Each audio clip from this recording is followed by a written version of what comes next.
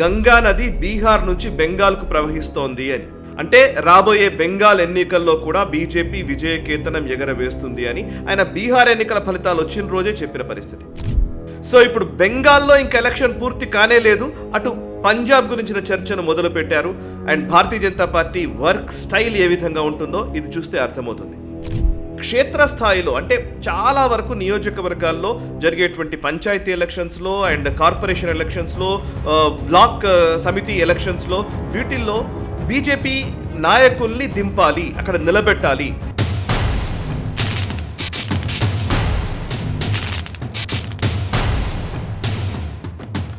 నమస్తే, welcome to right angle. A bad work man always blames his tools. పని చేతగాని వాడు ఎప్పుడు కూడా పనిముట్లను నిందిస్తూ ఉంటాడు అని ఒక సామెత. నిజానికి ఇది భారతదేశంలో విపక్ష పార్టీలకు సరిపోతుందేమో అనిపిస్తోంది. ఎందుకంటే రాహుల్ గాంధీ పదే పదే ఎలక్షన్ కమిషన్ నిందించడమో, ఎన్ఫోర్స్మెంట్ డైరెక్టరేట్ని నిందించడమో, లేకపోతే ఇన్కమ్ ట్యాక్స్ డిపార్ట్మెంట్ని నిందించడమో చేస్తూ ఉంటారు. కానీ ఎలక్షన్స్ ఎలా కొట్లాడాలో, ఎలా ఎలక్షన్స్లో విజయం సాధించాలి అనే అంశానికి సంబంధించి ఆయన ఎప్పుడు పరిగణలోకి తీసుకుంటాడో లేదో కూడా నా సందేహమే. ఎందుకు ఇది మాట చెప్తున్నాను అనంటే, భారతీయ జనతా పార్టీ ఎకోసిస్టమ్ లేదా భారతీయ జనతా పార్టీకి సంబంధించినటువంటి కీలక నాయకులు, అగ్రశ్రేణి నాయకుల దగ్గర నుంచి క్షేత్రస్థాయి కార్యకర్తల వరకు ఒక పనిచేస్తున్నటువంటి విధానాన్ని అర్థం చేసుకుంటే ఈ దేశంలో భారతీయ జనతా పార్టీ ఎలా విజయం సాధిస్తుందో అర్థమైతే కానీ ఈ విపక్ష పార్టీలు అధికారంలోకి రావడానికి అవకాశం ఉండదు. ఇది ఎందుకు ఇప్పుడు ఈరోజు ఎందుకు చెప్తున్నాను అంటే, ప్రస్తుతం ఆమ్ ఆద్మీ పార్టీకి సంబంధించినటువంటి 7 ఎంపీలు, రాజ్యసభ ఎంపీలు ఇవాళ భారతీయ జనతా పార్టీలో నిన్న జాయిన్ అయిపోయారు. అందులో 6 పంజాబ్ నుంచి ప్రాతినిధ్యం వహిస్తున్నటువంటి వాళ్ళు, రాజ్యసభకు ఎన్నికైన వాళ్ళు. సో ఓవరాల్గా 10 మంది రాజ్యసభ సభ్యులు ఉన్నటువంటి ఆమ్ ఆద్మీ పార్టీలో ఇప్పుడు 7 జాయిన్ అవ్వడంతో ఆల్మోస్ట్ రాజ్యసభలో ఆమ్ ఆద్మీ పార్టీ విలీనమైనట్టుగానే మనకు కనబడుతోంది. ఆ టెక్నికాలిటీస్ జోలికి నేను వెళ్ళను. ఇందులో రాఘవ్ చడ్డా, సందీప్ పాఠక్, హర్భజన్ సింగ్, అశోక్ మిట్టల్, విక్రమ్ సానీ, రాజేందర్ గుప్తా, స్వాతి మలీవాళ్ళు జాయిన్ అయ్యారు.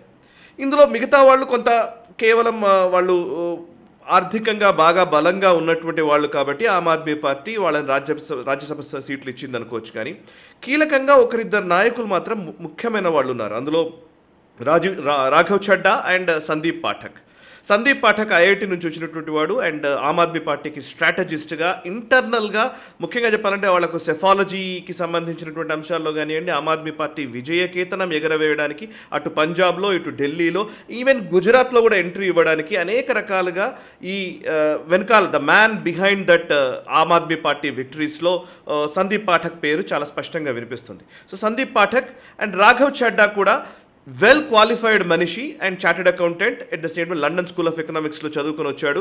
అండ్ ఆమ్ ఆద్మీ పార్టీ ముఖ్యంగా పంజాబ్కి చెందినటువంటి వ్యక్తి. సో ఇద్దరు కూడా ఇందులో జాయిన్ అవ్వడము, ఈ నేపథ్యంలో అంటే 6 పంజాబ్కి సంబంధించినటువంటి ఎంపీలు ఇవాళ బీజేపీలో చేరడంతో ఒక్కసారిగా అందరూ పంజాబ్ ఎన్నికలకు సంబంధించి, పంజాబ్ అసెంబ్లీ ముఖ చిత్రం గురించి మాట్లాడడం మొదలుపెట్టారు. జాతీయ ఛానల్లో కూడా చర్చ నడుస్తోంది. ఈ చర్చ నడుస్తున్నటువంటి టైంలో నాకు ప్రధాని నరేంద్ర మోదీ గారు బీహార్ ఎన్నికల ఫలితాలు వచ్చిన వెంటనే ఆయన ఇచ్చినటువంటి ఒక స్టేట్మెంట్ నాకు గుర్తొచ్చింది. అదేంటంటే, బీహార్లో ఎన్నికల ఫలితాలు వచ్చాయి, బీజేపీ విజయకేతనం ఎగరవేసినటువంటి ఆ మూమెంట్లో ఆయన చేసినటువంటి వ్యాఖ్య ఏంటంటే, గంగా నది బీహార్ నుంచి బెంగాల్కు ప్రవహిస్తోంది అని. అంటే రాబోయే బెంగాల్ ఎన్నికల్లో కూడా బీజేపీ విజయకేతనం ఎగరవేస్తుంది అని ఆయన బీహార్ ఎన్నికల ఫలితాలు వచ్చిన రోజే చెప్పిన పరిస్థితి. సో ఇప్పుడు బెంగాల్లో ఎలక్షన్స్ మనం చూస్తూ ఉన్నాము. చివరి దశ అంటే 2వ దశ ఎన్నికలు పోలింగ్ జరగబోతోంది. ఈ టైంలో బెంగాల్లో బీజేపీ గెలుస్తుందా లేదా అనే చర్చ విపరీతంగా నడుస్తున్నటువంటి టైంలో సడన్గా పంజాబ్కి సంబంధించిన నాయకులు జాయిన్ అవ్వడంతో పంజాబ్లో బీజేపీ పాగా వేయబోతోందనే చర్చ మొదలైంది.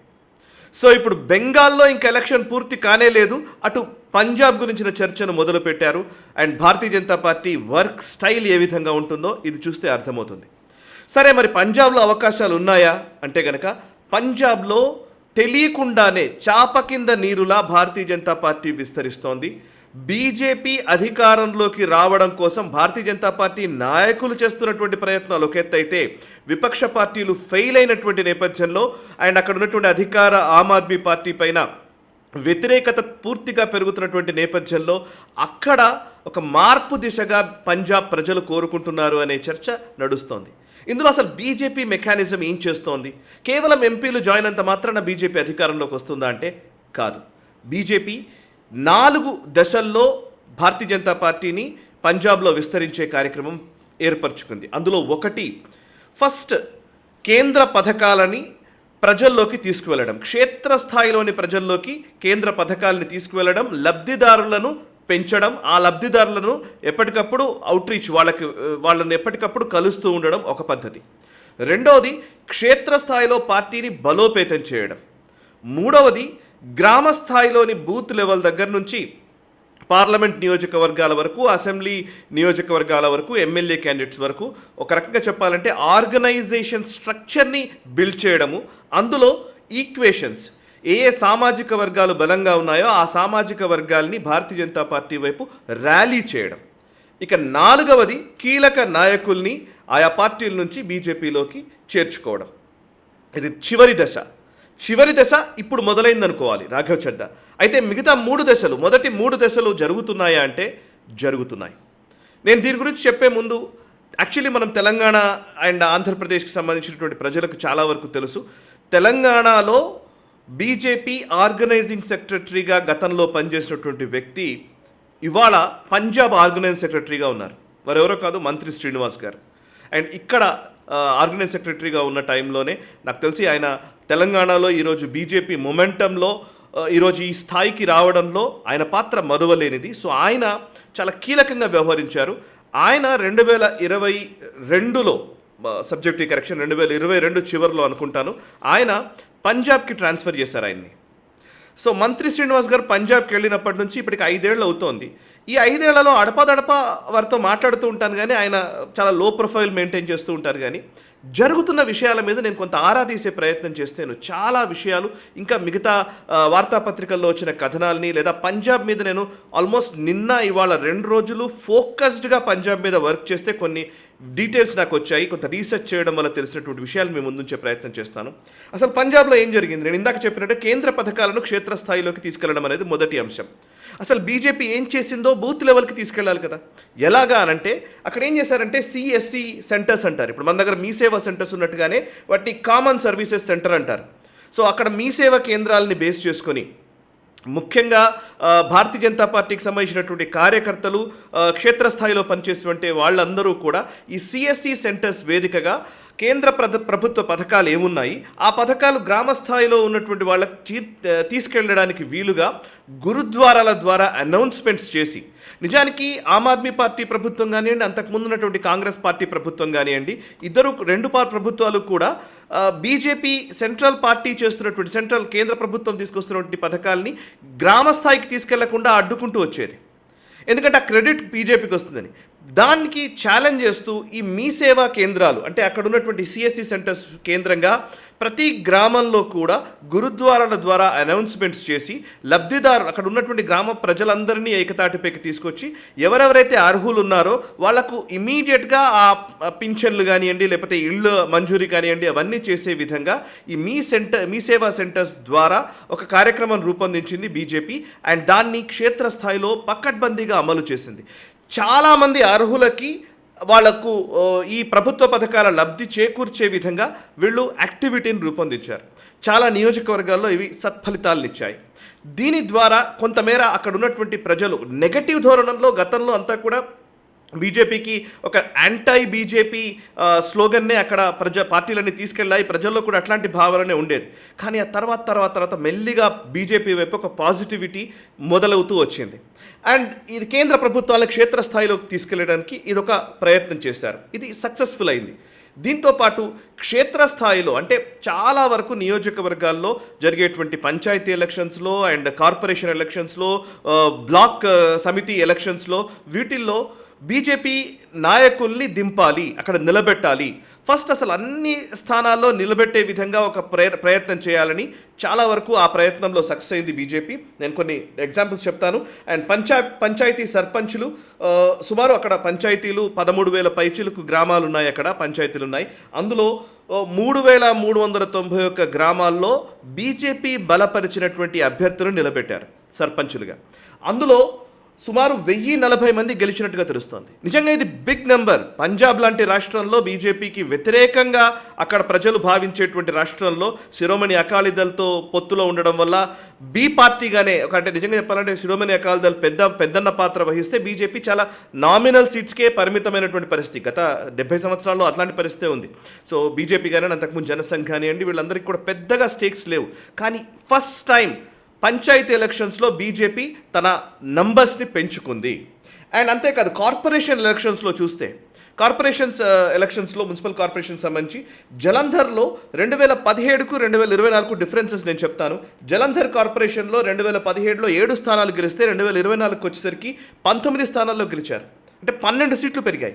అటు పటియాలాలో ఒక్క స్థానం కూడా గెలవలేదు 2017లో, కానీ 2024కి వచ్చేసరికి 4 స్థానాలు గెలుచుకున్నారు.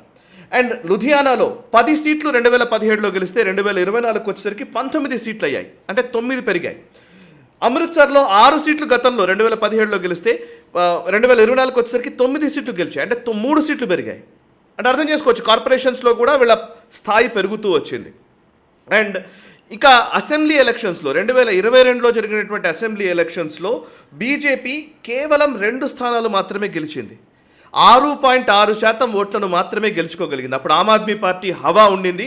117 నియోజకవర్గాల్లో 92 సీట్లు ఆమ్ ఆద్మీ పార్టీ గెలిచింది 2022లో.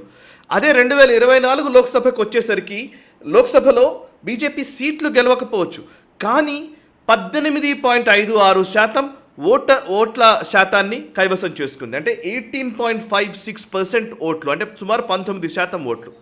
మనం తెలంగాణలో కూడా అట్లాంటి నెంబర్సే మనం చూసాం. గతంలో మనం చూస్తే నెంబర్స్ ఎట్లా పెరుగుతున్నాయనేది సీట్లుగా మారలేదు, కానీ ఓట్ల శాతం మాత్రం 2024 లోక్సభ ఎన్నికల్లో పెరిగింది.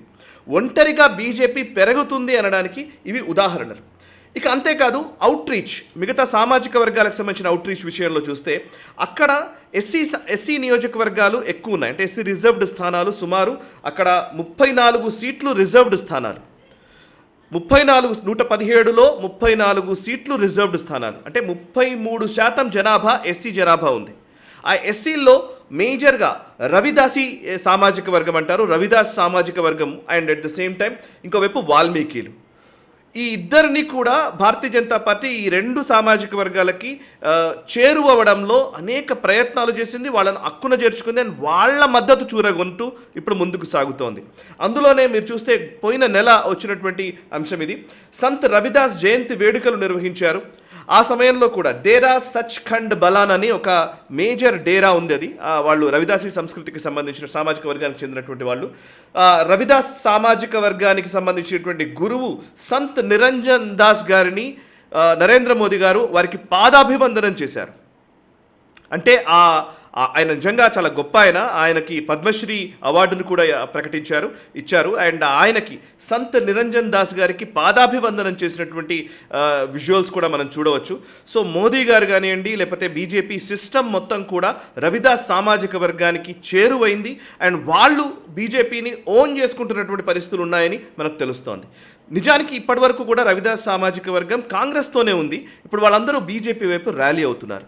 ఇక వాల్మీకి సామాజిక వర్గాన్ని చేరువవడం కోసం మన దగ్గర ఇప్పుడు ఈవెన్ మన తెలంగాణలో కూడా ఉంటుంది మాదిగ రిజర్వేషన్స్కి సంబంధించి, ముఖ్యంగా ఎస్సీ వర్గీకరణ అనే అంశం మనకు తెలుసు అందరికీ కూడా. సో ఎస్సీ వర్గీకరణకి బీజేపీ పూర్తి అనుకూలతని మద్దతుని ప్రకటించడంతో ఈవెన్ వాల్మీకి సామాజిక వర్గం కూడా ఇవాళ బీజేపీ వైపు అడుగులు వేస్తోంది. సో 33% ఎస్సీ జనాభా ఉంది పంజాబ్ రాష్ట్రంలో. సో 33% జనాభాని భారతీయ జనతా పార్టీ తన వైపు తీసుకురావడం కోసం అనేక రకాలుగా వాళ్ళని అవుట్ రీచ్ అవుతున్నారు, అండ్ వాళ్ళు కూడా పాజిటివ్గా స్పందిస్తూ ఉన్నారు బీజేపీకి అనుకూలంగా. ఇది ఒక అంశం. ఇక మరొక వైపు అసలు పొలిటికల్ పార్టీస్ ఎక్కడ ఫెయిల్ అవుతున్నాయో చెప్తాను. ఆమ్ ఆద్మీ పార్టీ ప్రస్తుతం అధికారంలో ఉంది. నిజానికి ఆమ్ ఆద్మీ పార్టీ చాలా సామాన్యులని కూడా అక్కడ టికెట్లు ఇచ్చి వాళ్ళను ఎలక్షన్స్లో నిలబెట్టారు. అండ్ కాంగ్రెస్కి పట్ల ఉన్నటువంటి పూర్తి వ్యతిరేకత, అటు శిరోమణి అకాలీదళ్ ఫెయిల్ అవ్వడము, ఈ 2 పార్టీలకు విసిగెత్తినటువంటి జనాలు ఆమ్ ఆద్మీ పార్టీ వైపు ర్యాలీ అయ్యారు. ఒక మార్పు వస్తుంది ఆమ్ ఆద్మీ పార్టీ వల్ల అనుకున్నారు. ఆమ్ ఆద్మీ పార్టీ కూడా వాళ్ళ ఎలక్షన్ ప్రచారంలో చెప్పింది ఏంటంటే, మేము వచ్చామంటే అధికారంలోకి వస్తే అసలు డ్రగ్స్ అనేదే లేకుండా రూపం ఆపే ప్రయత్నం చేస్తామని చెప్పారు, అవినీతి లేకుండా చేస్తామని చెప్పారు. ఇవన్నీ కూడా అబద్ధాలని తర్వాత రుజువవుతూ వచ్చాయి. నేను కూడా అక్కడ 2024 ఎలక్షన్స్ టైంలో అక్కడ పర్యటించినప్పుడు ఆ రాష్ట్రాల్లో అడుగుతుంటే ఆమ్ ఆద్మీ పార్టీ ఘోరంగా విఫలమైందని అక్కడ వాళ్ళు చెప్పారు. ఈవెన్ పార్లమెంట్ ఎలక్షన్స్లో కూడా నిజానికి అసెంబ్లీలో 92 సీట్లు గెలిచినటువంటి ఆమ్ ఆద్మీ పార్టీ పార్లమెంట్కి వచ్చేసరికి కేవలం 3 స్థానాలకు పరిమితమైంది. కాంగ్రెస్ పార్టీ 7 స్థానాలు గెలుచుకుంది. సో ఈ నేపథ్యంలో అక్కడ ఈవెన్ ఖలిస్తానీ ఎలిమెంట్స్ ఎక్కువగా ఉన్నాయి. ఇండిపెండెంట్లు గెలిచారు, అక్కడ ఒక ఖలిస్తానీ ఎంపీ గెలిచాడు. అండ్ ఇట్లాంటి టైంలో అక్కడ అవుట్ రీచ్ మేజర్గా ఆ పార్లమెంట్ నియోజకవర్గాల్లో కానివ్వండి, లేకపోతే అసెంబ్లీ నియోజకవర్గాల్లో కానివ్వండి, ఆమ్ ఆద్మీ పార్టీ పట్ల విపరీతమైన వ్యతిరేకత నెలకొంది. అక్కడ గెలిచినటువంటి సామాన్యులు ఒక మొబైల్ షాప్ నడుపుకుంటున్నటువంటి వ్యక్తికి టికెట్ ఇచ్చి గెలిపించారు. అట్లాంటి వాళ్ళు నిజంగా నిజాయితీగా పనిచేస్తారనుకుంటారు, కానీ అలా కాదు. నాకు వచ్చిన అవకాశం, ఈ అవకాశాన్ని సద్వినియోగం చేసుకోవాలి, ఇంకెక్కువ కోట్లు సంపాదించాలని అక్కడ ఉన్నటువంటి సామాన్యులు ఎమ్మెల్యేలు అయిన తర్వాత విపరీతంగా అవినీతికి పాల్పడుతున్నారని అక్కడి నుంచే రిపోర్ట్స్ వస్తున్నటువంటి పరిస్థితి.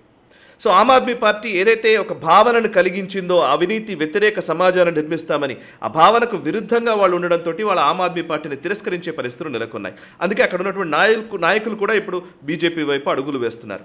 ఇంకొక వైపు కాంగ్రెస్, మొదటి నుంచి కూడా కాంగ్రెస్ వైపు ఉన్నటువంటి ఓటు బ్యాంక్ కాస్త అటు నేషనల్ లీడర్షిప్ సరిగ్గా లేకపోవడం, కాంగ్రెస్ రాహుల్ గాంధీ సరిగ్గా ఆయన ఈ పంజాబ్ రాజకీయాల మీద దృష్టి సారించకపోవడం, పంజాబ్లో ఏం జరుగుతుందో ఆయన పట్టించుకోకపోవడం, పంజాబ్లో వర్గపోరు పెరిగిపోవడం, ఎవరు ముఖ్యమంత్రి అవుతారు అనే దాని మీదనే విపరీతమైన కొట్లాటలు నడుస్తున్న టైంలో ఇప్పుడు కాంగ్రెస్ కూడా కాంగ్రెస్ కూడా వెనకంజలో ఉన్నట్టుగానే మనం భావించాలి.